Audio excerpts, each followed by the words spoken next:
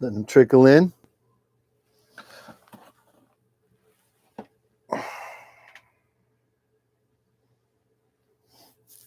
It's going to be a sea change when I shave. That's really going to flip the switch more than the background.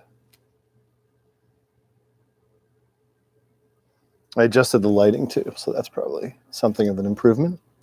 I don't think this is at the right height.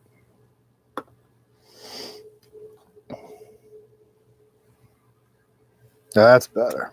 See, I was getting all kinds of shadows last night on the brim. I gotta wear my lid collection. Gotta get that in the mix. I haven't even broken this in. I only got this because all those people were, when that awful, oh my God, the reissue of Today's Active Lifestyles came out. Oh my Lord, that was so bad. And it just reminded me of, because there was this whole convoluted thing of what happened with the guy from, it's one of those stupid, funny long names that was around that whole scene with Merge and them when they were starting. He was in some other band. What was it? Anyway, he designed the cover and he used that line, not line art, that kind of graphic of the multi-headed tiger with horns and stuff. And I think I got part of this story confused last time I talked about it. I think what happened was he lifted the original graphic from a Hare Krishna or some kind of pamphlet, and then without any permission, and then he put horns on it. And then there was some falling out about who was responsible for it, or if the lawsuit, they're going to get sued, or I don't know what happened. So then they just deleted that. Because, I mean, no matter what it was, I had originally thought it was taken from Boy Scouts of America shit. So I had probably said that somewhere like on Ask FM a long time ago, because I was thinking of this probably from my youth, but it's still a great fucking design. And I mean, you can get these. I got this on eBay. I don't think it's ever been worn for like $6. Like, why not? I try to wear my stupid shit in every video for fun. I got my fucking, another classic Rocketa. This is a dog watch, meaning the bands are on the sides, the blue, blue, red. They're 4-hour bands. So it's a naval watch. So if you were on duty, you'd have a 4-hour dog, and you could turn this to get the band. So you'd know on the red band, I'm on dog. And that would be, you'd cover the, you'd be covering the deck. And of course, what's up? Gotta have that. Maybe now that everyone realizes the background, I can dip it a little, get a little more of the Darby in there. It's tough getting fits together for this. GI is one of the best fucking albums ever, man. I fucking love the Germs. I love everything about it. I love that the guy came from such a fucked up background.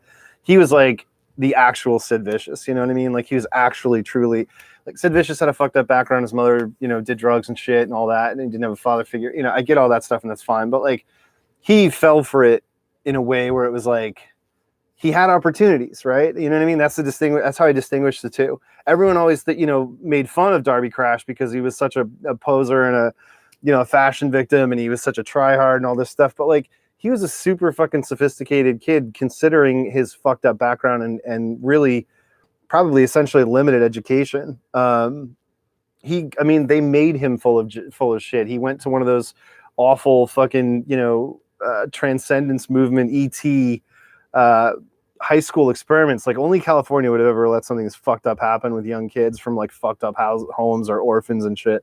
It's just such a crazy story. So I did pull, I pulled some books tonight. I do have some vinyl, but I did pull some books I'd recommend. And,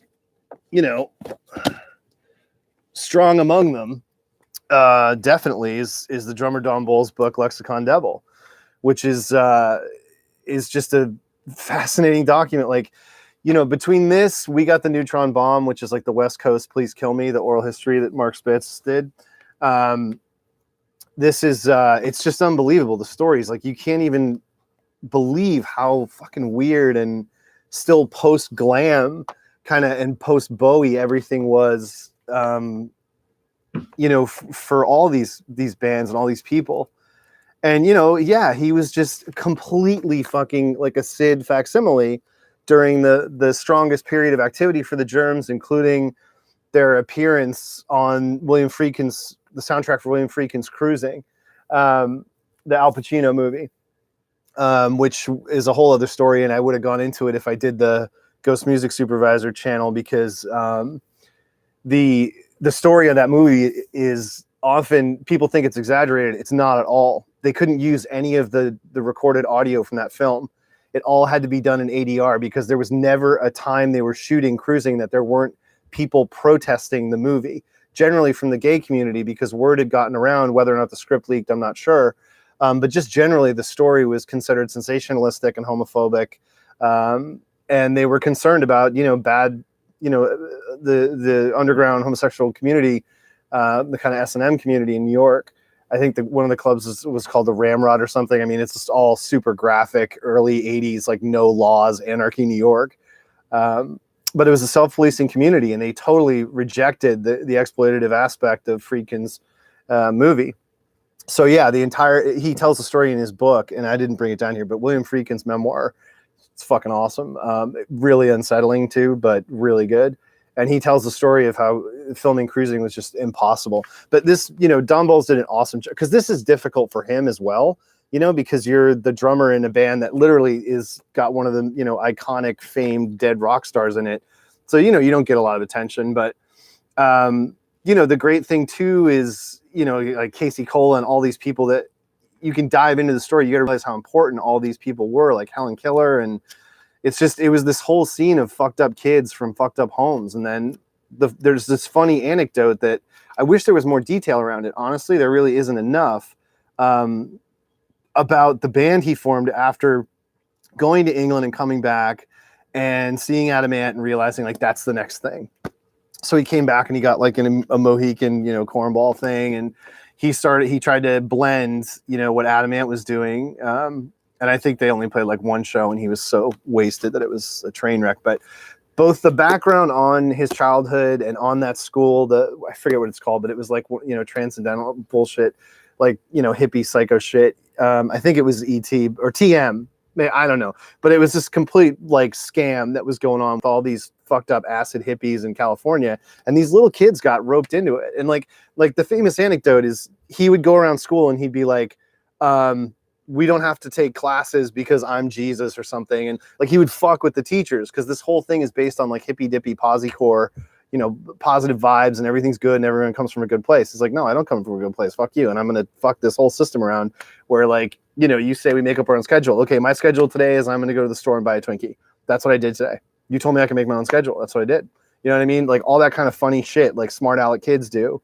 You see that with every one of them. And I've made comparisons to all the other famous, Burnout, Burn Bright, Fade Away, all that shit, all the dead rock stars that really did interesting shit and confrontational shit. It's like, you're born with that. And he definitely was like a super fucking aggressive kid, socially aggressive and manipulative kid who was just fucking with a system where he's like, I'm the product of my environment. My environment is completely fucked up. And like, I'm miserable. Like he clearly had psychological issues. The inference in this book is that his mother was essentially schizophrenic. And yeah, I mean, my favorite story about him that gets told in this book is like a young story where he's sitting around with his friends, and the friends are all in that, even though, they're all into glam and Bowie and shit, right? But they still have that like that, kind of burner, like what's the Zoso mean and who's the Z, and that whole classic rock, is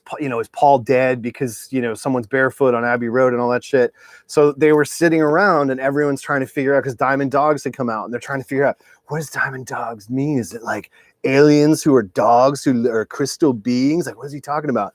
And like on like that, Darby Crash is like, what's a girl's best friend? Who's man's best friend? Diamonds, dogs, done. Like he just like that day when it came out, he had already figured that out. It's fucking great. It just tells you a lot about like, he was so much smarter and whip smart than people realize. Because if you see like Decline of Western Civilization, Penelope Spheeris's punk documentary of 79 around this whole scene, it was completely fake. Like he was acting, he wasn't even fucked up because they were too poor to even get drugs half the time. So as much as he would have loved to have been a heroin junkie, like he couldn't even afford to be on it all the time. But anyway, I mean, Decline 1's fantastic, even though he is literally the Ozzy Osbourne of the movie, the same way, Ozzy was all made up and staged in Decline 2. Darby's whole scene, and also he says like some shitty racist stuff in it, which is, again, product of the times, product of his environment. I don't judge people who have never known anything different than that. And it's a tough one, but yeah, that's what brought out the Germs shirt, because I wanted to make sure everybody knew to get Lexicon Devil. The Belinda stories are spicy. They are. Speaking of spicy, going to change it up. I haven't had this in a long time, but in keeping with our pestilence times, I think most of you have probably heard stories of how liquor stores are selling out of Everclear, because once you get over 100 proof, 50%, it becomes an astringent and it kills bacteria. So I used to drink this a lot when I was younger, because of course, Hunter S. Thompson and bullshit. When I was a kid, everybody wanted to figure out what chartreuse was like. But yeah, this is not like VEP or the fancy stuff. I have a bottle of that I saved. It's empty from a long time ago. But this is just off the shelf green, 110 proof. So if I've got anything in my throat, it won't survive this. But we'll see. Yeah, a lot of bad news, man. A lot of bad news. Atrocious bad news. Like, trying to stay positive. The information that's coming out, the employment indexes, unemployment rolls are starting to be public. Expectation is as many as 6 million are going to be unemployed very short term, like next week. Like 2 are supposed to come in tomorrow, and they have real data backing that up. So it's getting super scary. My friend got furloughed. Companies are furloughing massive amounts of people. Marriott, the hotel chains, furloughing 2/3 of their staff. It's like 3,000 people out of 4,000.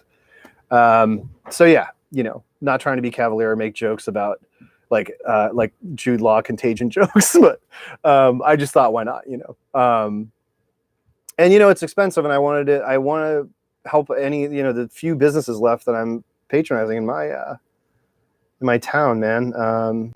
Yeah, it is overwhelming. I mean, even in the public sector, it's all overwhelming. This is completely uncharted territory in every respect. The economy has never been stopped. Human activity has never been stopped at this scale, and it's a gamble. We have a bet on everywhere. Every country has a bet on right now that this is going to be better than the economic devastation that's going to occur as a result of it. Like, if we had, because Bojo came out and his initial response was, fuck it, we're just going to let it wash over us. And then they were like, this is fucking unconscionable. We have to try and isolate people at risk, et cetera, et cetera. So we have a bet on right now all over the world that this is a better move.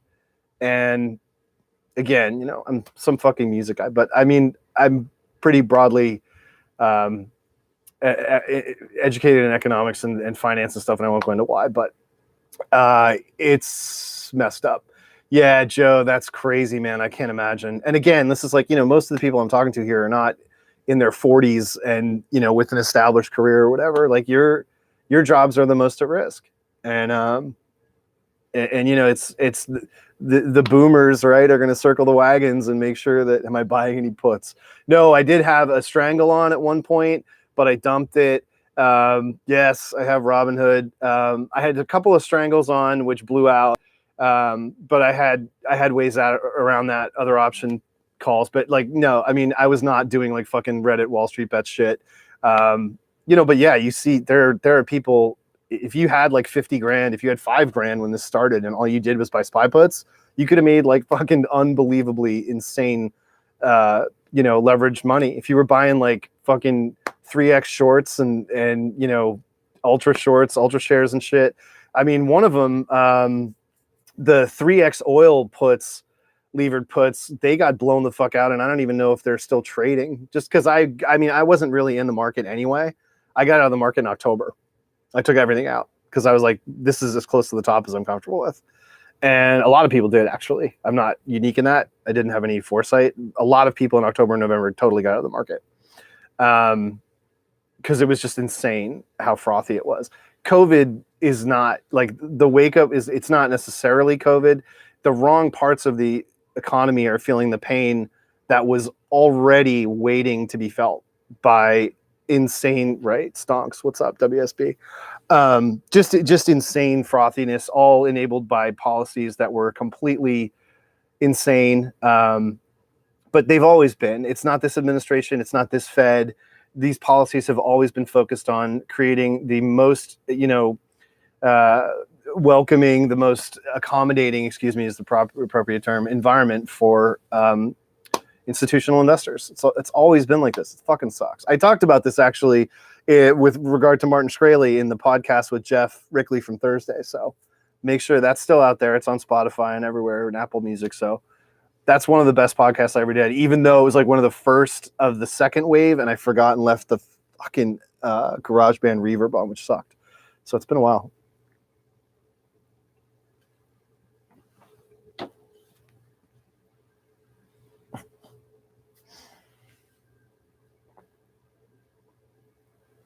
I forgot how punishing that is. Like, it immediately sucks all of the water out of your lips. Anyway, so I have like those huge giant Beatles on Apple Records, Beatles on Capitol Records. Famous guy wrote them, big giant books, and they're obviously awesome. I think they cost quite a bit now. Wait, I can probably see the guy's name from here. No, it got covered up. But anyway, those reference giant library books on the Beatles are great. I actually like this. This is somewhat of a controversial, but this book is really fucking fun, and you just got to take it with a grain of salt. Like, there are books. I'm trying to think of like there was a book about there was a series that was sort of like a knockoff of the 33 1/3 series that some publisher did in England, and in one of the books it's about the Great Rock and Roll Swindle, which is actually a great story, and I wish someone would write a definitive book about the Great Rock and Roll Swindle. I'd love to write it. But the thing about this book is that the person who wrote it, like, almost 100% of the quotes are like taken from other sources, which I was totally guilty of that with my Joy Division book. I'm not. It happens. When you're younger, and I hope this person was younger. But there's a point at the end where he's talking about the Winterland show, and he's like, their slapdash rendition of the Ramones' "No Fun," and I was like, how do you get to the point where you write a full-length book about punk rock and you think "No Fun" is by the Ramones? Like, what the fuck? So this doesn't make mistakes that egregious. But what I love about this book is that it's called, if you can't read it, it's called Day by Day, Song by Song by Craig Cross, and it's absolutely hilarious. There's things in here where it's like, John went to the kitchen table and talked to Cynthia. Like, it tries to be this like diary of the most insane minutia. May 19th, 1967. Brian hosted a press party round his house to celebrate the imminent release of Sgt. Pepper's. Linda Eastman was hired to take some photographs. It would be another year before she met Paul again. What the fuck? May 20th, the next day, the BBC bands Day in the Life for drug references. 25th May, John bought his psychedelic Rolls Royce. He dolled it up in flowers and paint and stuck a sign of the Zodiac on the roof, and this way he could drive around incognito. Like, it's like every inane thing that ever. This book is $300 on Amazon. Fuck off. You got to be shitting me. Oh, this book is so funny. Like, it's just, I'm so upset if it's $300 because it is just hilarious. If you have major Beatles publications that are like strict reference authoritative, documents of what happened and what they released and everything, this is really like a funny, great accent to that. It's not the principal record of the Beatles story that you would want, but it's so incredibly unique. And I would liken it to, the Morrissey Marr book, the Shattered Alliance or whatever. I didn't pull that down. I haven't read that in forever. But yeah, I would liken it to that. You know what I mean? It's like a fan who's totally going into this fantasy realm where they are like an authority who's going to tell you everything that happened. And it does. I mean, there's tons of sources. I mean, it's extremely deeply sourced and everything. It's just, like the account of John and Yoko's drug bust in October 68 at 11:30 a.m. Like, come on, as a jerk, like 11:30 a.m. Really, At 11:30 a.m., 3,000 coppers came busting in and hustled John and Yoko into the kitchen so they could search the place for drugs. So all of a sudden, like, there was this knock on the door and a woman's voice outside, man. And I looked around and there's a policeman standing in the window, and we've been in bed, and Yoko ran to the bathroom to get dressed. And then I said, ring the lawyer, but she called Apple. I don't know why. Then they got us for obstruction. The whole thing was a setup. Like, these quotes are real. They're taken from, like, you know, newspapers of the day and fanzines.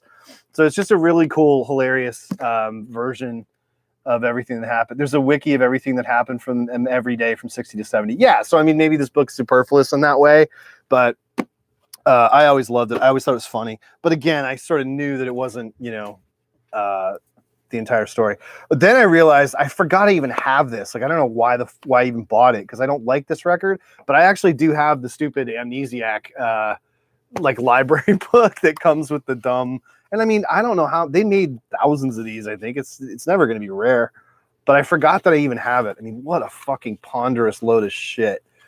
Oh man, I never liked Amnesiac. I mean, I liked Pyramid Song when they were playing it live beforehand, but by this point they've become such object art bullshit because of, you know, what was it? Chocolate Industries, whoever the designers were, like, they got blown the fuck up with OK Computer. And then it just, from there, it became, we can do whatever meta bullshit we want.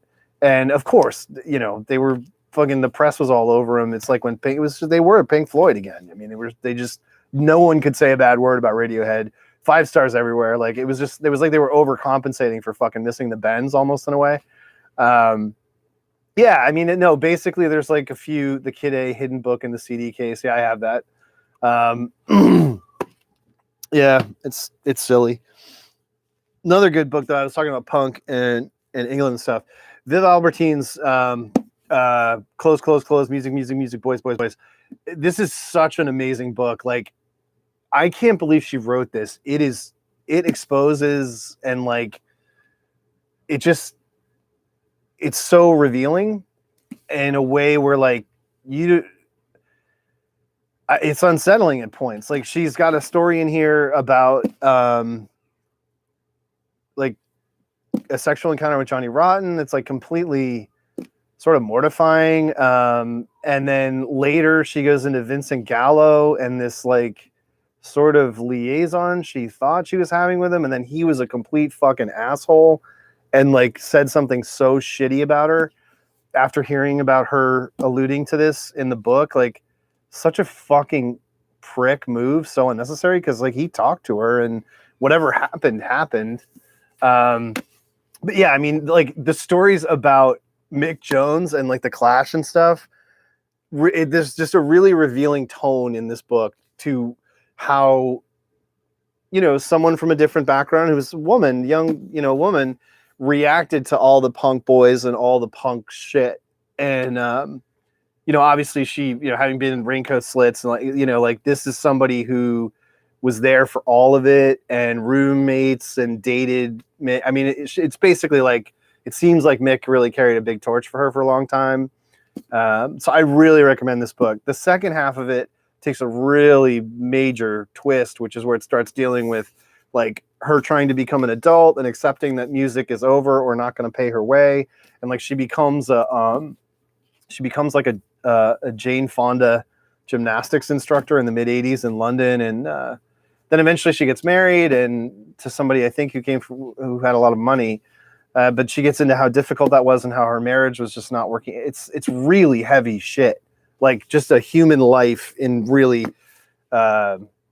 like deep color and really sharp strokes. I think she wrote another book after this, which I think was pretty superfluous, but this is really fucking good shit. And then I talked about Shadow Players too. This is probably, I don't know, probably worth a bunch of money on eBay or whatever. Yeah, the Joe Carducci. Yeah, that's a really good one. I didn't pull that. But yeah, so this is Shadow Players. This is like again, I always talk about the Creation Records book, my Magpie Eyes. This is like that book for Factory. It was clearly intended to be that. And it's brick heavy, tons of text. It's a very deep, really too deep. It just describes like every single day of everyone's life that was involved in any way in Factory. And you got to remember that means bands like Quando Quango and fucking, you know, a million other, The Wake. You got to hear the whole story of, you know, The Wake, Bobby Gillespie's like when he was like 13 or something. Everything is in here. It's really unending. So if you're somebody who is actually deeply super into $150 for this, god damn. Yeah, there's a ton on OMD's Factory period in here. You know, obviously unending shit about the Drudy column, but really funny stories and really funny like sense of the times or whatever. Sorry, kids are starting to get crazy, but yeah, Story of the Letter U and the numeral 2. I have that WEEDADMlN book. It's kind of good, but I didn't feel like those guys really went far enough with that whole thing. Or if they did, it was like they were in service of playing it up. Good Aphex books. I've never pursued a book about Aphex Twin because how's it not going to be 100% bullshit? Of course it is.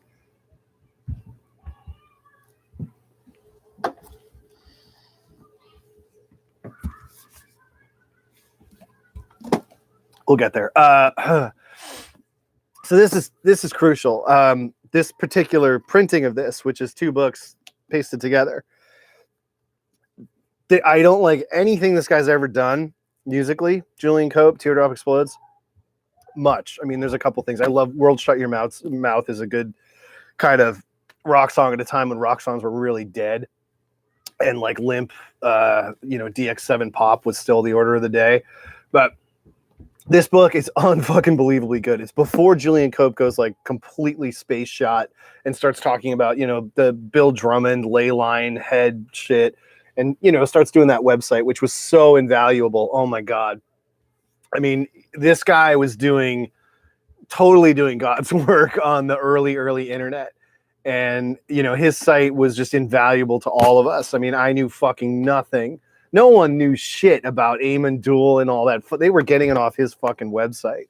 All the fucking people at Pitchfork and everybody. They were, you know, it was everyone reading Head Heritage. Like, well, I don't think it was even called Head Heritage initially. I can't remember. But I mean, this guy was he was putting so much wisdom, so much experience, so much, you know, knowledge out there for free on the internet. And all these ambitious, like young 20s kids that wanted to be taken seriously as music writers were fucking completely pinching his shit. It was, I mean, seriously, half of Pitchfork was just like, you know, guys that were just cribbing this guy's shit off his website. And I thought it was complete bullshit. Because my whole thing was like, don't front, like, don't fucking talk about shit you don't know about. Like, don't review records if you don't know the fucking background or whatever. Stay in your lane. So Head On is the start. And you gotta realize, if you don't know the story, this entwines so many people like that went on to become huge. Echo and the Bunnymen, Bill Drummond. I mean, that's, you know, the KLF, fucking, you know, Time Lords, all this shit. These people, like, not through, I mean, Julian was just never successful, but early on, he was like, it's like almost like Jabriath. Like, he was a figure that a lot of people had invested in and thought was going to be a star. But the thing was, it's like, normally when people are talking about you like that, you're sort of self-effacing and you're like, man, come on, you know, I just make my music. There's a couple of people to show. It's not a big deal. It's no big deal. This guy was like laying down in a bed in a club, having people feed him grapes and doing acid. Like, I mean, he wanted to create himself and make that whole thing. Dave Balfe, obviously Dave Balfe goes on and forms Food Records. He's considered like the nun's friend of Drummond, who just never had enough on the ball. But then, of course, you know, he ends up getting Blur and Jesus Jones and a bunch of other shit in the late 80s and making a fucking mint, and country houses about him, yada, yada, yada, yada. This is the root, really, when you think about the place that Blur was coming from. Like, this is one of the critical paths that you got to understand. Like, I did, you know, 2-part podcast about XTC. That's really important stuff for a lot of the Britpop bands when they were, you know, little kids or whatever. Like, they're not, people talk about girls and boys. Like, yes, I have said before that a lot of Blur sounds like really early Duran Duran. And lots of people have probably said that, right? But the threads of the people who propped up that music and made Britpop happen, it's Alan McGee and Creation Records and Bobby Gillespie and all that stuff in the early, these Scottish guys in the early creation period. It's not like Factory. Factory got lucky with Happy Mondays and all that, but they had nothing going for Britpop. They were a fucking embarrassment during that period. Like, just, they died completely after Technique. No, Pills and Thrills. They died completely after Pills and Thrills. Like, Pills and Thrills is the end of Factory for me. It's the end of their entire story, and that's why 24 Hour Party People is a 2-part Joy Division Happy Mondays movie, because that's their pinnacles. Those are their 2 peaks. But this story, the head-on part of this, is really honest in a way you wouldn't expect Julian Cope to have been, because he's such a mystic, and he's, head heritage and all these things he does. But this is a really honest accounting of what life was like when he was like a teenager in the 70s, early 70s or whatever, trying to find out about cool music with hippies and people who are into German prog and kraut and stuff. And it's just so real. Like, it really is alive when you're reading it in a way that most, musicians' memoirs aren't even close. But he's a great writer, and that's really what comes out of this. So the first part, Head On, is just perfect. Repossessed gets into a little bit more of the self-indulgence of, like, he claims to have been taking acid every day for a year, etc. But just the whole full sweep of Liverpool and all the players, who knew who was doing what, who was the co-check girl guy, where did Yaz come from? It's like they were all trying to get bands together. They were little kids, and they all played in each other's bands, and there's this whole huge thing between him and Mac from Ian McCulloch from what the fuck am I talking about? Jesus Christ. From Echo and the Bunnymen, the singer. And the two of them fought all the time. And Bill Drummond created Echo and the Bunnymen's entire look out of clothes that Julian Cope had bought for a Teardrop Explodes show. And it completely fractured their friendship, and his psyche for a long time was like seriously damaged by the success. I mean, huge American college radio success of Echo and the Bunnymen. He was just going fucking nuts, from that.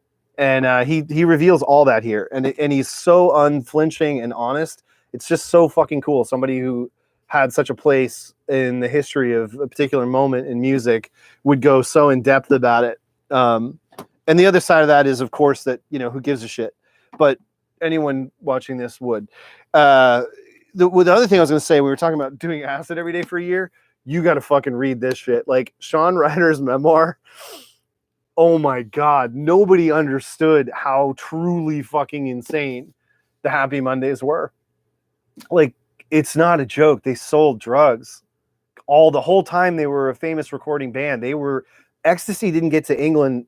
It got to England in a toothpaste tube from the Happy Mondays. They brought E to England. It's not a joke. It's fucking true. And they were going over to Holland to score shit and bring it back. Like, the stories in this are unfucking real. And he takes a couple of shots at like Peter Hook and shit. Because Peter Hook wrote the Hacienda, How Not to Run a Nightclub, which this is fucking hilarious. It's really different from Substance or Unknown Pleasures, the other books. I think he's written like 5 now. But this is extremely different in tone from any of Peter Hook's other books. Most of this book is actually about what it was like running the Hacienda. And he talks, like, he puts in bills, like the bills that they had for food and bar and shit. It's absolutely insane. He has like all of the fucking, receipts and shit. And this was a big falling out with New Order, because everyone else in New Order, except for him, totally washed their hands of the Hacienda in the early 90s. And he kept going until it actually went into receivership. And he's very bitter about that. But there's a lot of miscommunication between the members of New Order about who did what, when, not who said what, but who intended what, let's say. And there were a lot of bitter fights around the intellectual property aspect of the Hacienda and Factory and everything else. But again, this book is, as I said, it's very detailed, very strange. You'll find out every night that the Hacienda ran, every year, every night, who DJ'd, Nude, Shoom, all that shit. Actually, no, Shoom wasn't at Hacienda, was it? I don't even remember. It's kind of I'm kind of just going through a blur, but like, you know, there's pictures too. Most people Americans don't even know what the hacienda fucking looked like. They see videos or whatever, but the actual layout is rarely sort of seen. Zumbar, that was the other big one, and of course Nude. But it's hilarious because they were stepping on Mike Pickering so hard because he had so much on the ball. Like, they ran Nude every fucking week, and you know, and this is '86, so they would have been playing like Jack Your Body and Jackmaster Flex and all that fucking shit when that was blowing up. But you know, talking about it gets into all the stories about how they were open every day of the week. What the fuck are you doing opening a nightclub every day of the fucking week? Shoom was at a YMCA place. Yeah, I know, you're right. It was. I'm totally wrong. That was in London, I think. Even I'm totally off. I mean, I don't all the different, you know, seminal, you know, rise of rave, ecstasy era house and shit. Like, I know the names, but I don't have all that story on the top of my head. But yeah, Nude and was the big night early on, and then the Temperance Club was the one for the college students. That's another one I was thinking of. And then yeah, it gets into building because that was Dave Haslam was Temperance and Mike Pickering was Nude. But it gets into when they started the Dry Bar and just how the money kept getting bigger and bigger and dumber, and they were just shoving. There's a thing where like they would just fucking write up fake inventory and give it to like a butcher shop and be like, oh yeah, we bought 3,500 pounds of fucking chuck beef, and it's like, no, it's just a fake invoice so you could move cash around and not get fucking investigated. It's really good. But you know, if you're into that whole thing, this is an unbelievable voice to come, because it's not somebody who was inside Factory. And he takes a shot at Peter Hook where he's like, you know, in Peter Hook's book, he says, it's not like everybody was on drugs every night at the Hacienda. And he's like, yeah, we fucking were. Every night, my corner. And Bernard Sumner was actually caning it pretty fucking good with these guys right before they blew up huge, because obviously he was involved in producing a lot of their shit because Martin Hannett was like just going down bad. Yes. Oh, that's a great fucking idea. Someone should recreate the Hacienda in Dreams on PlayStation 4. That shit needs to happen. Great fucking call. The story about how Steven and Jillian got turned away at the door. Yeah, that's infamous. It's in the movie. You know, it's a joke in the movie, but it's true.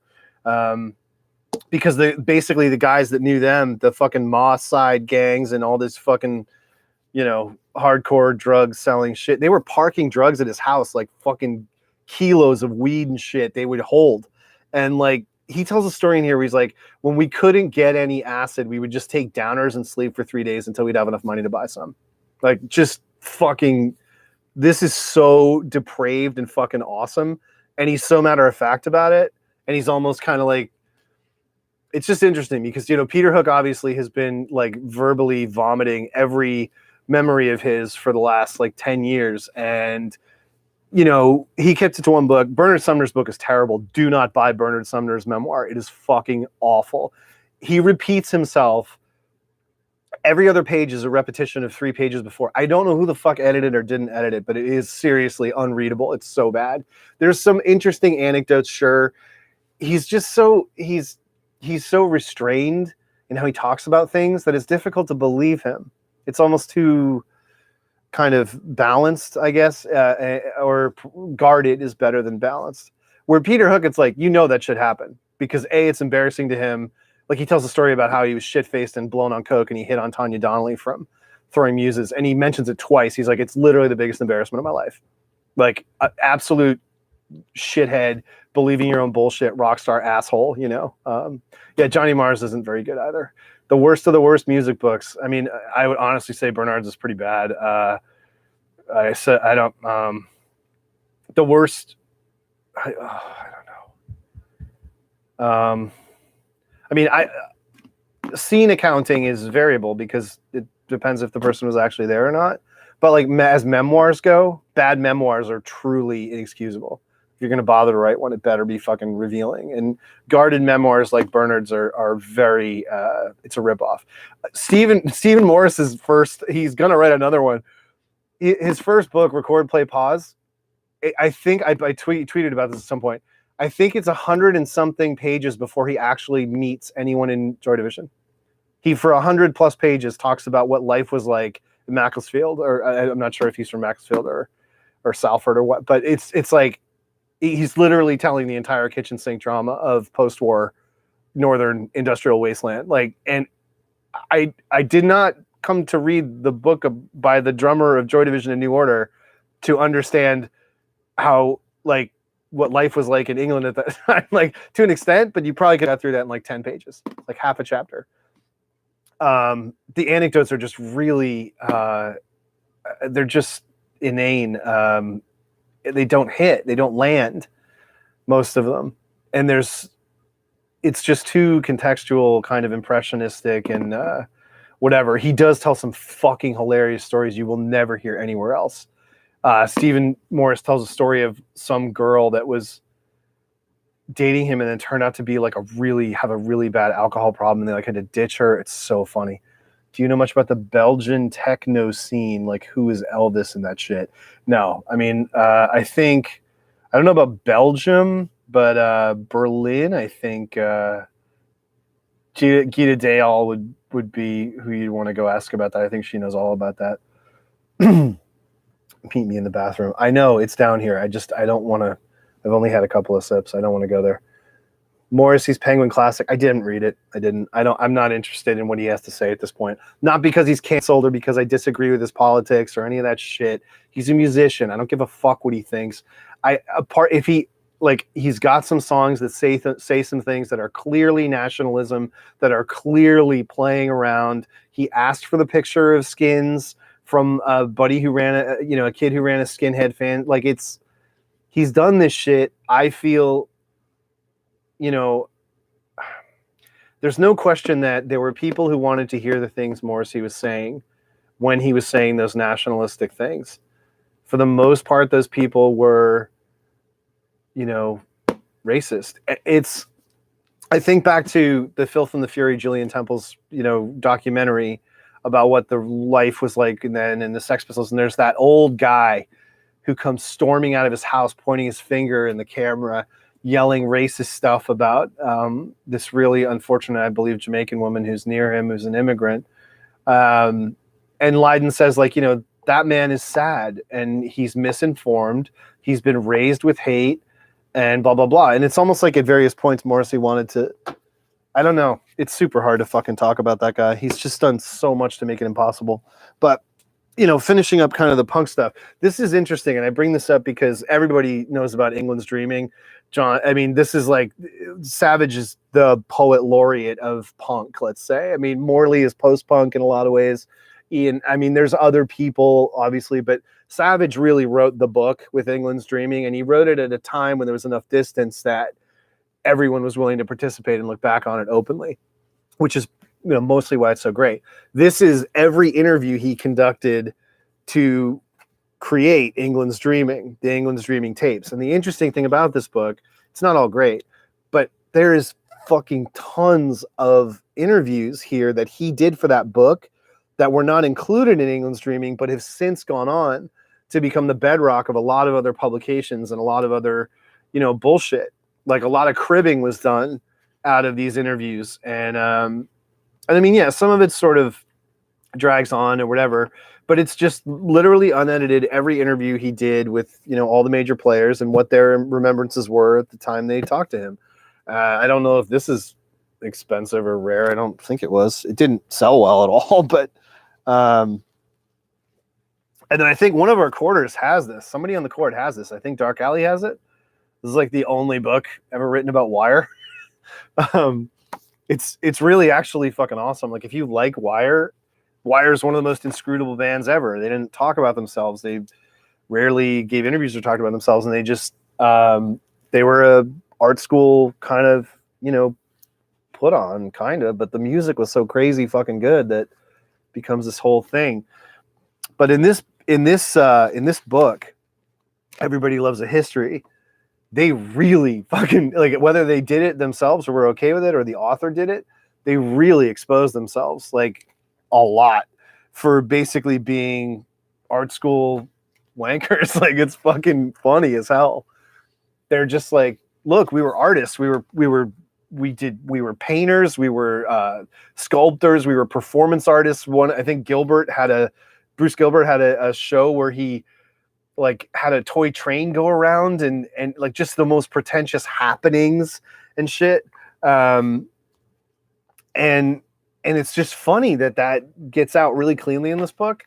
So if you are interested in Wire, this is just a really unique way to see that they get the whole thing, and they always got the whole thing. And it was, record labels and working with record labels and pressure and commercial stuff. And of course they come back together after New Order starts printing money and start doing, cheesy Finest Drops. And I mean, it's good stuff. I like a lot of it. Serious to Snakes is a fucking awesome song.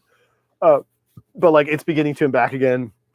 And then you get into Eardrum Buzz, and then it's just the whole thing where they did the album without one of them called Weir, W-I-R, is the worst record. I think that was 1990. But then, of course, I lost my goddamn mind when they got back together in the 2000s, because that's when I was sort of at my heaviest rep at Pitchfork as an editor and a writer. And when they did Read and Burn 1 and 2, I was just like, this is literally better than any other music going on right now. Like, fuck Interpol, fuck all this shit. Like, this is fucking amazing. And I went nuts, and I was just screaming from the rafters. I went and saw them a fucking bunch of times because they were also connected to the Mission to Burma reunion because they were friendly. And obviously, I said a few times, I was friendly with Peter Prescott from Mission to Burma. And so it's funny when Americans say wanker. Yeah, well, we, trying to be period correct. What I don't know. What am I supposed to say? But anyway, I recommend it. Kevin Eden's written. He's written a bunch of shit. Good writer, and it's a good story. He's obviously a big fan. He goes off about that, and it comes from that place. But it also, is concerned with being legitimate. And telling the real story of these art school students and what was real and what was bullshit. So love it. It's good. Oh, by the way, is the audio clicking? Because last night the flannel shirt was giving me static cling pops off the filter, and I didn't need that.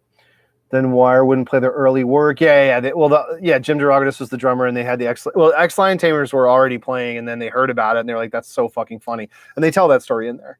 They're like, that we thought that was so brilliant. Now we don't need to bother dealing with people who want to hear us play Pink Flag when we're trying to do something new.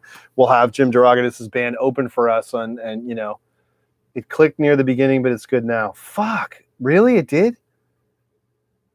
It's bullshit. There's no way I have static cling except from my fucking beard.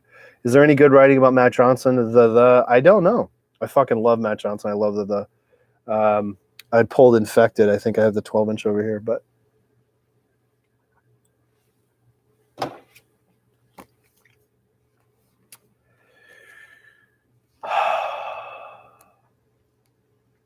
Oh, yeah.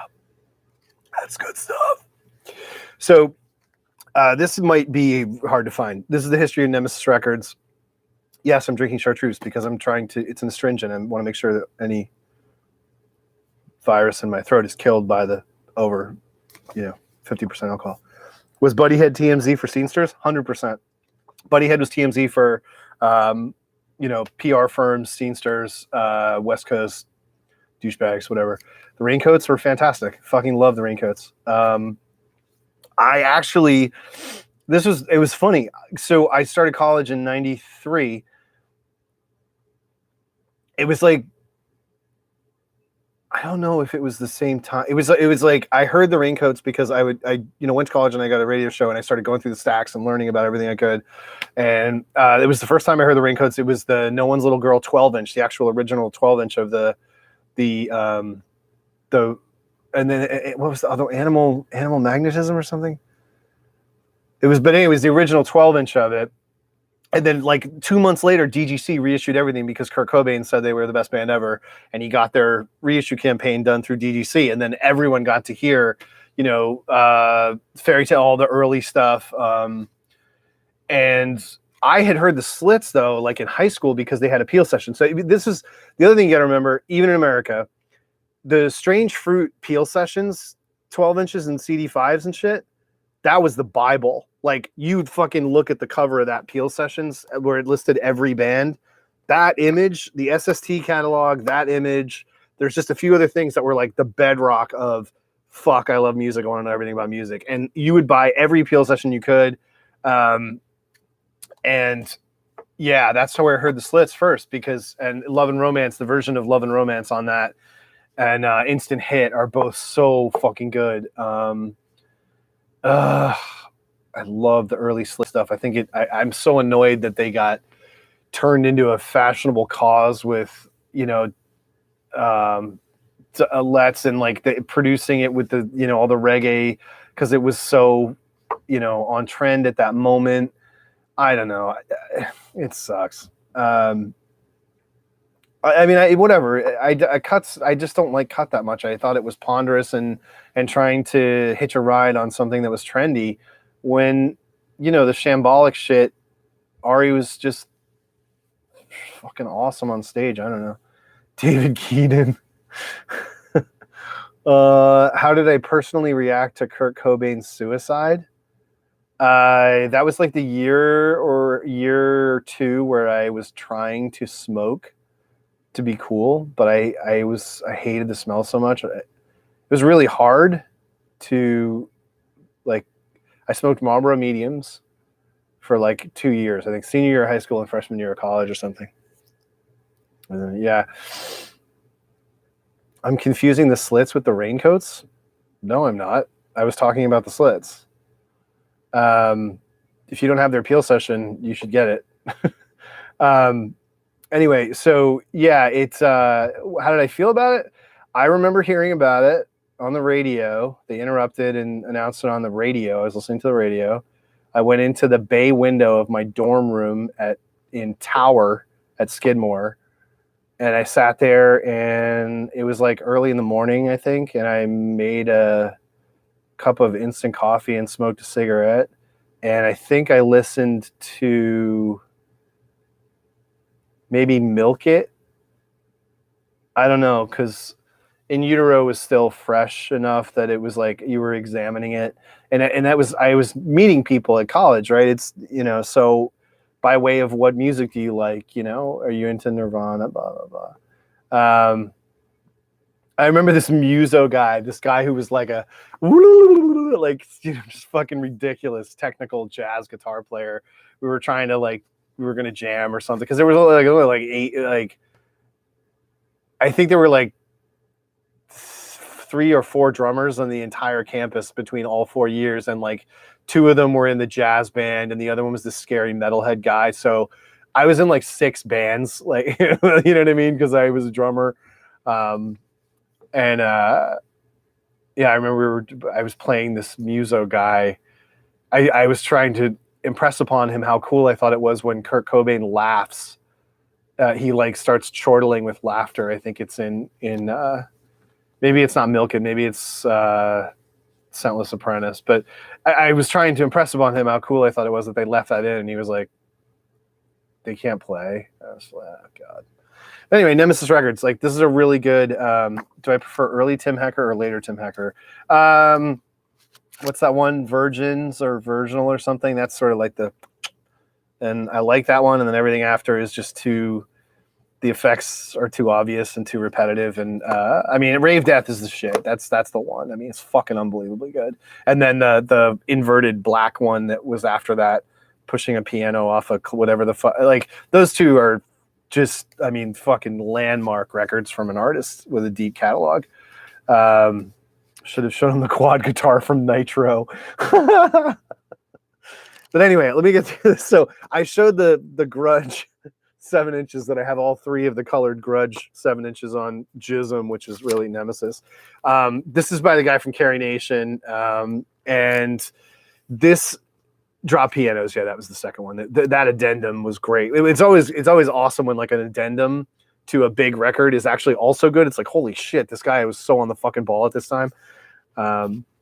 Yeah, this is the entire history of Nemesis Records, all the flyers, all the bands, all this shit, SNFU, all DI. And they're just an interesting kind of, oh God, Olive Lawn. Fuck. One of my buddies loved Olive Lawn, but it goes through every record, including the one I never stop talking about, Pitchforks, Eucalyptus. And it just tells these funny little stories about, what it was like, why I signed them, why Jeff Banks was, involved. And it's just a really cool little thing, because like they had The Offspring and a bunch of bands that became huge. They also have, I mean, I've said this before, every indie and punk label or whatever, you get the first 5 records they put out because those are the records that made them want to start a label. And in this case, the big one is Vision. And this fucking thing, once, like, this band fucking shredded. Like, everybody in the punk scene would have called them a fucking metal band and been like, this is fucking metalcore. Fuck this shit. They're too good. They're too technical. But, like, they were so good at it. And so it was almost like, if only there had been more bands like Vision during the vert days of skating, like, it would have fucking ripped. But instead you get like Agent Orange and fucking bands that are totally washed and over. But Uniform Choice, oh my god. Yeah, Nemesis had such an interesting kind of counterpoint to a lot of the other punk that was going on and hardcore. Oh god, Billingsgate. This is one of the worst examples of album art ever. Holy shit. That is grim, dude. Billingsgate's No Apologies. Not a lot of strong graphic design ever around a Nemesis, but they did put another funny record they put out was Chicano Christ, because Econo Christ was a big, Gilman West Coast band. Pitchfork, Hot Snakes, Drive Like Jehu, Obits. Pitchfork, 100%. Like the song Twitch is my favorite thing Rick Froberg's ever done. I love the first Drive Like Jehu record. I talk about that in the Math Rock video. I absolutely fucking love that. It's so good. There's even a nice big long song for the people who want the more proggy pill style yank crime shit. Hate fucking Hot Snakes. Never liked Hot Snakes, not at fucking all. I don't know what they were going for. None of it worked. The riffs never set in. Everything about it was just fucking sideways to me. Like, I never liked Lifter Puller. There were a whole bunch of bands. I felt like people shouldn't have been in bands at that time because there was just too much. There was a lot of reverence for people who'd maybe already done their best work, and I felt it's just the Japan Droids period. Everything at that time sucked. All the bands sucked. All the shows sucked. All the fans sucked. They were completely fucking basic. It just wasn't my time. It's a tough thing when you're like been a music scenester fucking person in your 20s or even late teens and played in bands and done your thing. And then, in my case, we had the unique advantage of the web becoming this thing and Pitchfork blowing up, and it changed. And like, we were for a little bit, like pretty, had a lot of authority with 100% independence, and it was fucking weird. But I was really like, my mentality, I was totally being a fucking cop. I will totally admit that. My mentality was, I'm a fucking cop, and this isn't good. This is bad. This is good. This is the only band that matters. Like, that was totally my fucking attitude. You need people like that, granted, but that means that I'm not really a great historian of what was happening then, because I fucking hated it. Like, I had a stake in it. I didn't like them. And like, Craig Finn knew I didn't like his band when I interviewed them for the Village Voice. And he was fucking cool about it. I mean, the guy's been around the block 100 fucking times. He knows what's up. And like I said, he was fucking legitimately cool with it. And like, Jeff from Thursday knew I didn't really like Thursday, and we had a fucking blast. Like, even though I don't like the music, it doesn't mean that people are losers or something. They're fucking doing their thing. At that time, I hated what was getting promoted and getting blown up. I fucking hated it, and it was miserable. Jerome's Dream, yeah, Portraits of Past, all that shit. That's really, like, that's Jeff's stuff. We had a pretty good size 4 or 5 year age difference, and that whole period of all those bands, the post Orchid, like the bands that had been on message boards or whatever, early internet or whatever, and heard about all that super fucking hardcore, Moss Icon, blah blah blah, Evolution Records, and that whole period. That's not really because I was in Boston, so Hydra Head was bigger here, a lot of like Heshy stuff. And is VV better than Icky Metal? No, not even close. Icky Metal is their best record. The songwriting and the ebullience and Wrong. I mean, Wrong is their best song. I mean, VV was overproduced. I do think Harnessed in Slums is one of the best songs ever, particularly for the Jangle Chapel Hill Paul shit. Harnessed in Slums is just fucking dominates, and Let the Loser Melt is also awesome. But they had an EP there called Verse the Greatest of All Time with audio horror and some live shit. That's where they should have gone for Icky Metal, and they knew it. They knew it so bad that they did the Verse the Greatest of All Time EP because they knew that Vivi was totally fucking overproduced and that the songwriting was kind of dumbed down and not as fun and, you know, jumping. Can't believe you enjoy Moby Ambient. Oh my God, that fucking record is perfect. Are you shitting me? If you just weren't alive then, maybe. You don't like, what did you think was the alternative to Moby's Ambient? What was going on at that time? The Seventh Guest soundtrack? What were you rocking that was smoking Moby's Ambient for that genre? Dude, the guy did Go. It's in the fucking, like, the documentary about, or not the documentary, maybe it isn't a documentary, but the movie about Factory Records. This dude from Connecticut's fucking 12 inches in it. That's how fucking big Moby was. Like, I don't hear that shit at all. Moby through the Gwen Stefani crossover was great. He's a fucking douchebag, but he was doing great shit, and he was ahead of a lot of people with his ideas. Liturgy are fucking awesome. Oh my God. You know, the infamous record with the upside down cross is fucking great. Love Liturgy. You know, I went on a big thing where I was really into Vilharda or whatever, the big gent band. They were great. The worst book. Somebody asked me, what's the worst music book ever?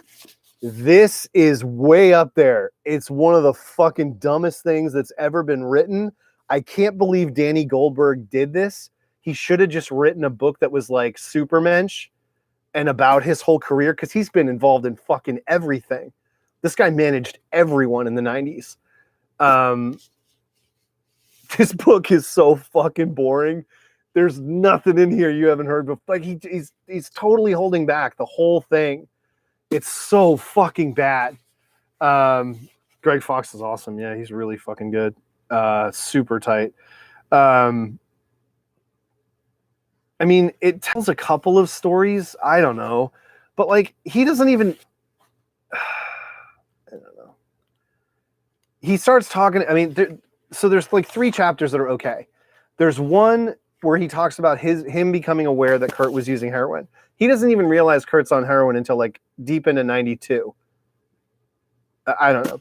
Chrome, yeah, I know Chrome. They were proto-Chicago band, right? Became... Right? They're the ones who became the in-between band before Jesus Lizard. Gaunt. No, what the fuck were they called?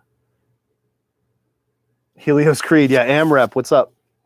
I have Helios Creed on tape somewhere. Yeah, I forget the whole history of Chrome. Chrome is like that's like the real like American trying to do Throbbing Gristle kind of like angsto shit. I mean, Jesus Lizard started out that Skin Yard, yeah. Skin Graft. No, Skin Graft. That's who I'm thinking of. Maybe I have some stuff mixed up here. I think I'm thinking of Skin Graft. What am I thinking of? They did a big reissue, like compilation CD of all their shit. Who the fuck am I thinking? I'm gonna have to look it up. I don't. I do not remember all this stuff on immediate recall. Sorry. No, Jesus Christ. I'm totally fucking wrong about Chrome. What the fuck am I talking about? Yeah, I've got stuff mixed up. I mean, I've heard them. There was a big comp that came out. I mean, hard art shit like that is not generally my thing. But yeah, I forget what I just said. I'm completely getting confused about something else. Yeah, and I have, you know, the Helios Creed shit, but I'm completely off. I'm not remembering right. I'm getting confused with some band in Chicago, but yeah, I'll go back and listen to them again. I haven't. There was a compilation that came out that I had of theirs, and I just don't have it anymore. But I have what's it? The Last Laugh. Yeah, I have The Last Laugh on AmRep on tape. And that was pretty cool. But Chrome would have been, you know, obviously way before my time. Scratch Acid. Okay, I don't know. Chrome is freak shit. Maybe I'll go listen to it again. Sorry guys, I'm confused. Scratch Acid was probably the one I was thinking of. Oceanic over Panopticon. Yeah, obviously, of course. I haven't paid attention to their career really since then.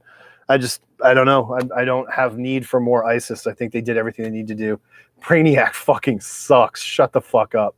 Brainiac is the worst shit ever. What else? Oh yeah, I've talked about this before. Dave Rimmer. Chrome is like Silver Apples and Suicide from SF. That makes sense. Yeah, it's probably those Touchstone bands. Imagine everybody who got an ISIS tattoo. I really doubt a lot of people got ISIS tattoos. They might have got Hydra Head Records tattoos or like Converge tattoos, but I seriously doubt there's a ton of people with fucking, you know, the ISIS logo from the Celestial Glisten EP or whatever. I doubt it. But yeah, Dave Rimmer's like Punk Never Happened. I love the Faber Find version of this too because it's so budget. But this comes and goes. It's hard to find it. It's really hilarious. So this is the story of Dave Rimmer following Culture Club around in '83. And the title is taken from a throwaway remark that Boy George makes where he just talks about, wouldn't it be great if everyone had money and became pop stars all in a big circle and it just kept, you know, everyone, then you became a producer and this whole thing, you know, became this perfect machine of creativity and excitement. We would be like Punk Never Happened. And it was pretty funny. Hold on, I'm going to get a Guinness. And then, yeah, it's already 7:37. I've been fucking raving. I don't know. Do I save Meet Me in the Bathroom for like an entire fucking video? I don't know. I only got a couple more. I'm only doing books, though. Yeah, because I'm not going to be able to do this much longer. Hold on a second. Let me get a beer. Page the microphone.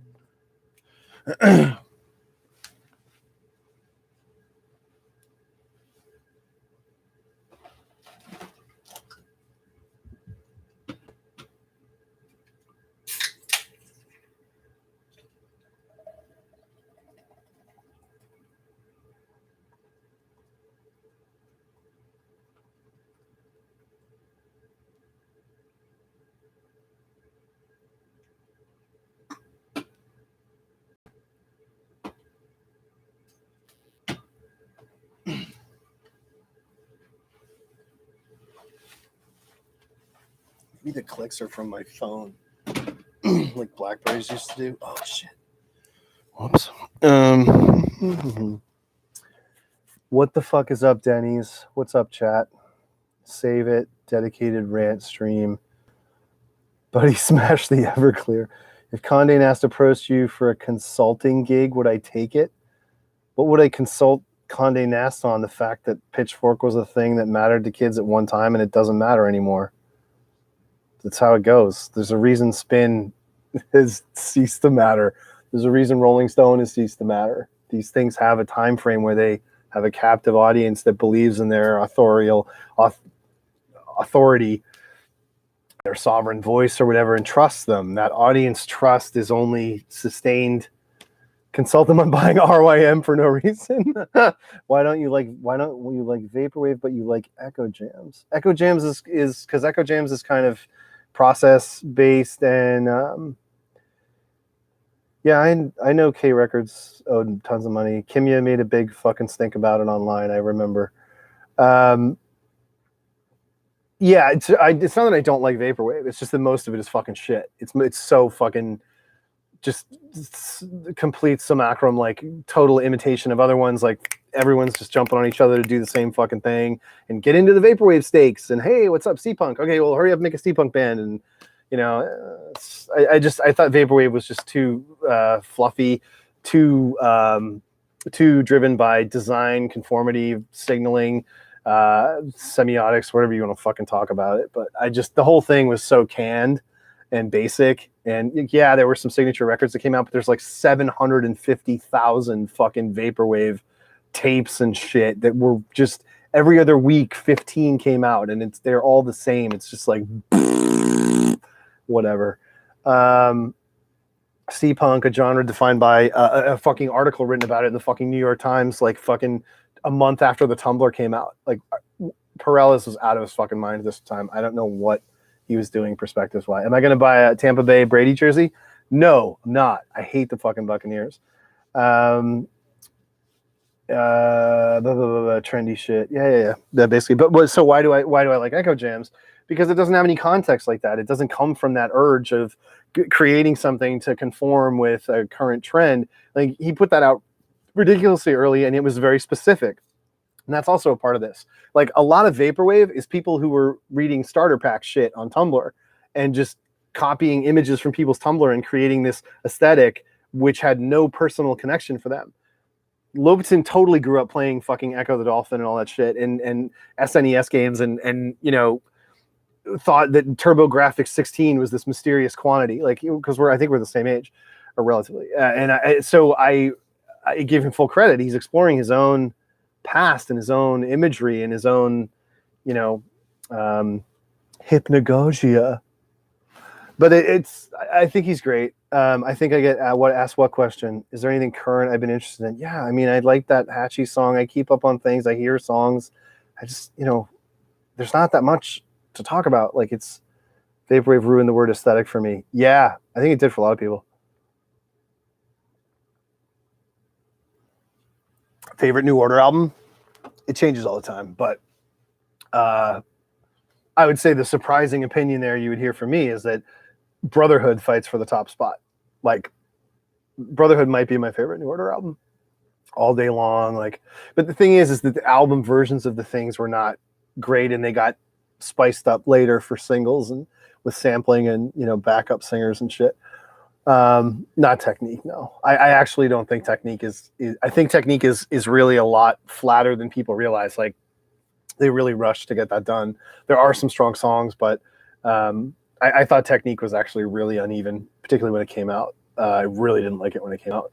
But, you know, I go back and the stuff in that later period, like Peter Hook disavows a lot of it because it's just Bernard getting into his electronic phase and becoming a producer and stuff. So, you know, I love World, Price of Love. Like, Peter Hook, I think, hates that song. I love that song. I never liked Round and Round. I love Fine Time. No, I love Round and Round. I never liked Fine Time. Sorry. And like, Fine Time is considered by most to be the signature, you know, Balearic piece of that whole moment. Round and Round, the one that's the picture you see is a portrait of me. That's the one I love. I believe that with the models in the video, that's my favorite song from that period. But Power Corruption Lies overrated? Of course not. But New Order is so many different things. Every time they put an album out, they were a different band. They were in a different place. They were using different equipment and techniques, which Peter Hook goes into extensively in his book Substance. So I don't think for me, every New Order album is so distinct.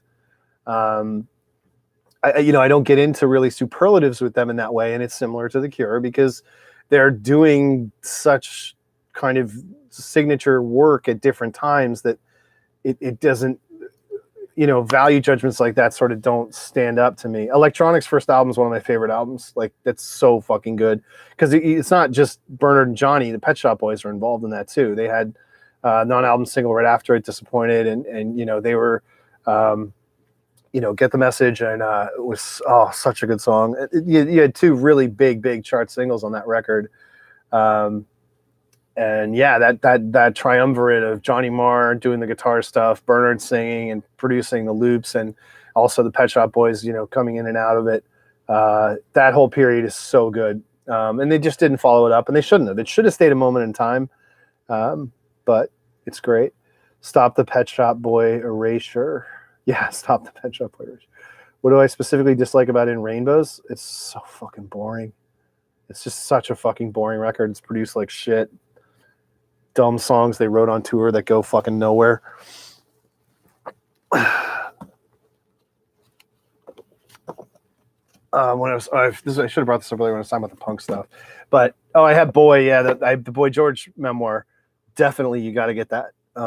It's so good. His first book, the second book he did about like his VH1 comeback, and then like going to fucking Misshapes with Layla Zark and shit. That second book sucks, but the first book is so amazing. It's one of the only like rock memoirs where I love reading about Boy George's childhood because it's so he tells such crazy stories. You can't believe people live like this. Like, they were totally ghettoized Irish immigrants, and like his dad had a van in the front yard that was dead that just became a shed. And like, he had these sketchy fucking relatives like pulling scams and shit. It's so great, and it just sets you up for like, God damn, like, think about the world this guy came from, and he still pulled all this shit off. Like, it's fucking mental. And he talks about when they were living in squats and flats and shit, and getting kicked out and chased by the cop. Like, it's just great because he was so a part of punk in one way, but so apart from it in another.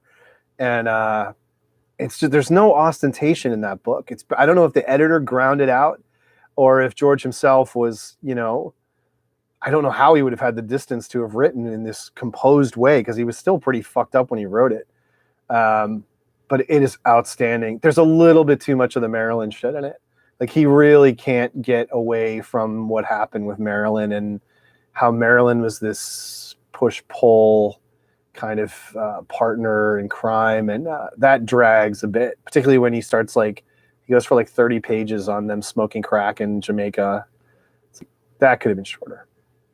Did you see that he was there for the Gautier final? I did not see that. That's awesome. Would I be willing to check out music from someone like me online and give an opinion? Like, I don't want to be a dick, but I really don't have time for that stuff. I mean, I try to be involved with. If you want to get involved in music and get feedback on your music, join the Discord. There's tons of fucking musicians on the Discord. We bounce stuff off each other. Get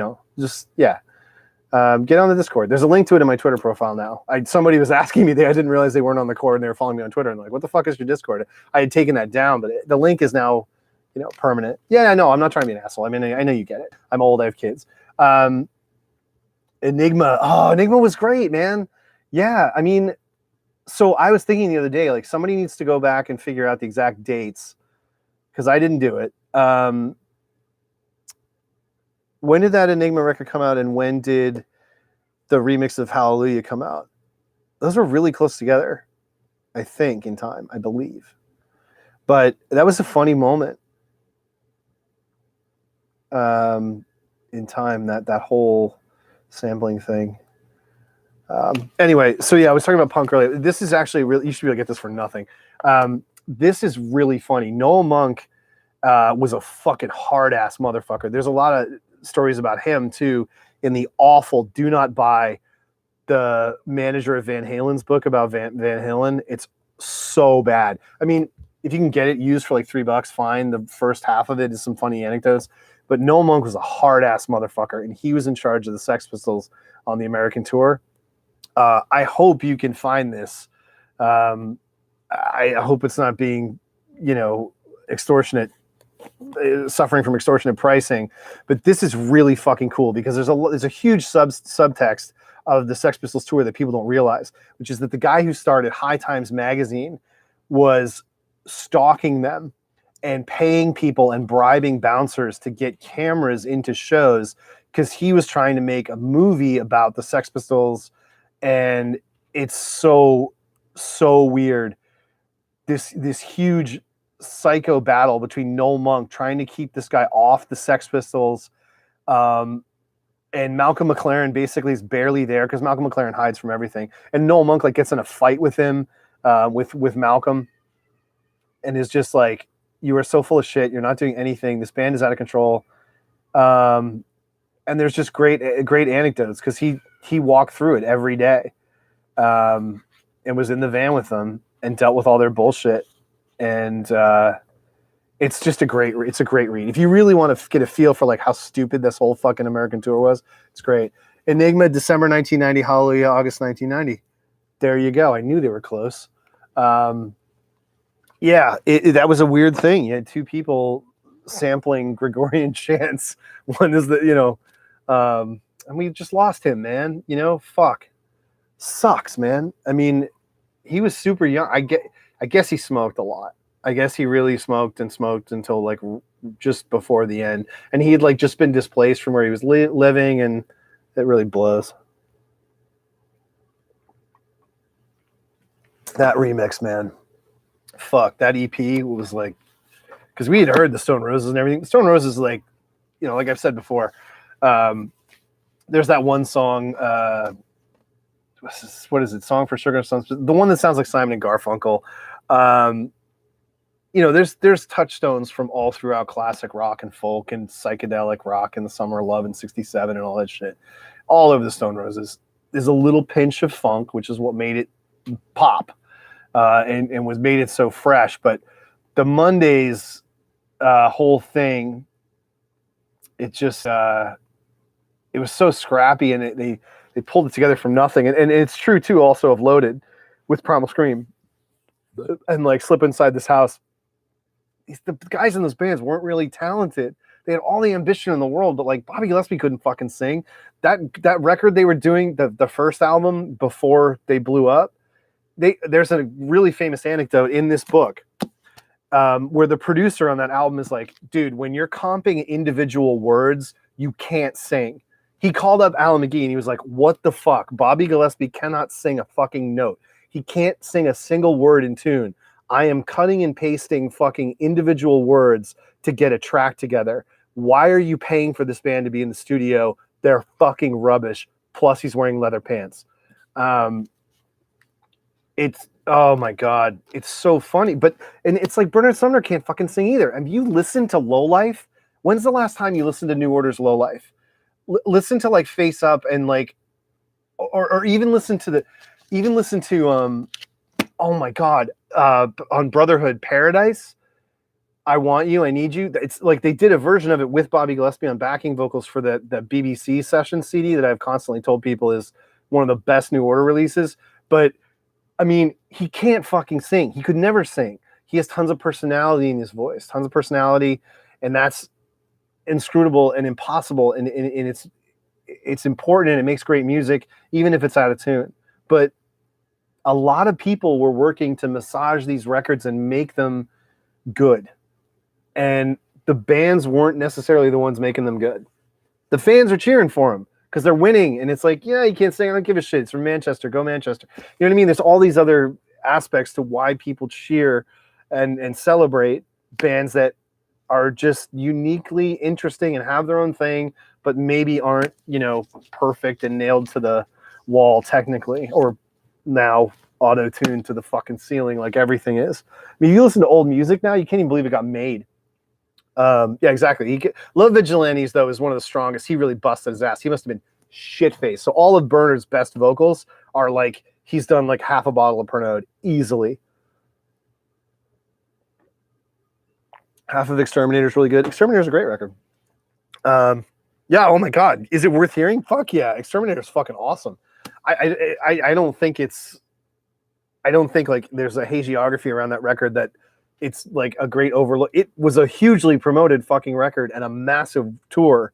Like it was a big fucking deal when that record came out. That record didn't like fail to be appreciated.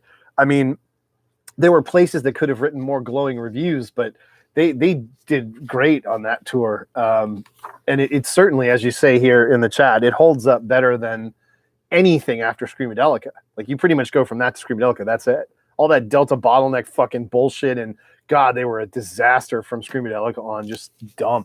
Every one of these bands and the shoegaze bands, we talked about it in the quarter earlier, they all got fascinated with American Southern rock and roll and the Black Crowes. Everyone heard Southern Harmony and Musical Companion by the Black Crowes with, She Talks to Angels and that awesome fucking debut rock song. Fucking so good. I can't even remember the name of it right now. The one where he smokes pot in the beginning of the video in the green background. Jesus Christ. Someone, what the fuck? The first single off of Black Crowes Southern Harmony. It was so good. And all these English bands like wanted to get down with like Southern rock swag because of how much rock star swagger they had. And that was what they were always trying to do. Bobby Gillespie was always trying to be like that. No, Hard to Handle's from the first record. Southern Harmony Musical Companion was their big, giant, mega follow-up. Hard to Handle's great. Jealous Again on the first record. Dude, Jealous Again is a fucking balls-out rock tune. I didn't like Vanishing Point. There are people who basically say Vanishing Point is like better than Exterminator, and people just missed it. Remedy, that's the fucking thank you. Oh, Remedy's so good. That's a big-ass classic rock song. Vanishing Point does have some interesting stuff, but it's interesting in the way that like a Gorillaz B-side record would be. Like it's very deep.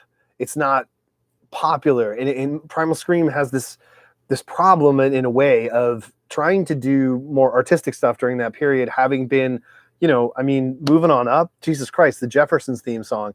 They were writing massive pop fucking songs that were so good.